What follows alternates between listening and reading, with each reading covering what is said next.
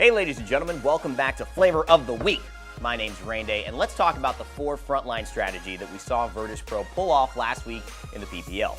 Well, not really pull off, it failed horribly, but let's talk about why.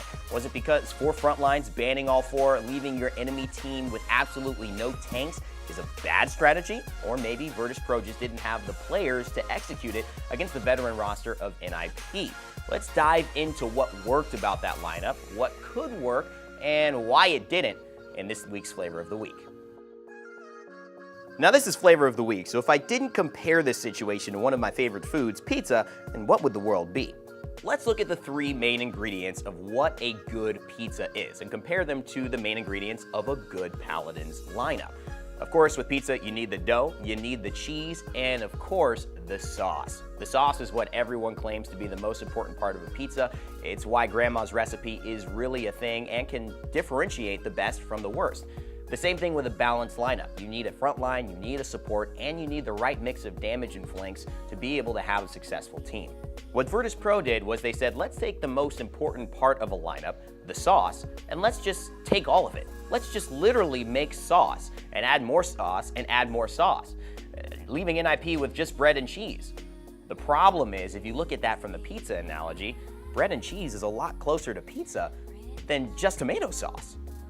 What ended up happening is Virtus.pro didn't really have a lineup that looked like a lineup. It didn't function that way. There wasn't enough damage to get the job done, and it ended up leaving them with a rather flavorless taste that didn't serve to be successful.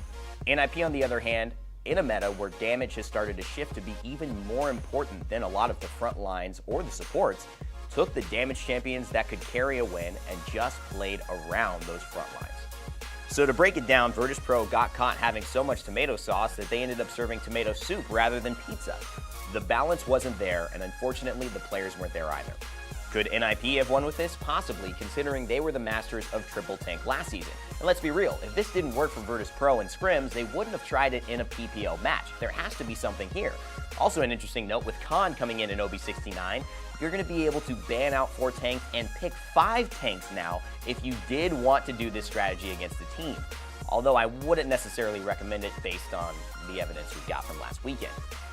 In my opinion, clear cut, this lineup doesn't work unless you've got players that are better than the players you're facing doing the triple tank, or the quadra tank, or the penta tank. Whatever it is, you need to have players with game sense and the ability to be confident to play that tank in a way that a damage dealer or a flank would. Otherwise, you are severely lacking and just letting yourself get shot at while standing on the point. Now, damage dealers and flanks are the talk of the town right now in the PPL and in high-level Paladins. But with Khan coming out in OB69, tanks are sure to take a priority in the conversation. So what do you guys think about future tank compositions, and how far can you go? 3, 4, 5? Let me know what you guys think in the comment section below. And as always, remember to never give up, never stop gaming, and we'll see you all in the realm.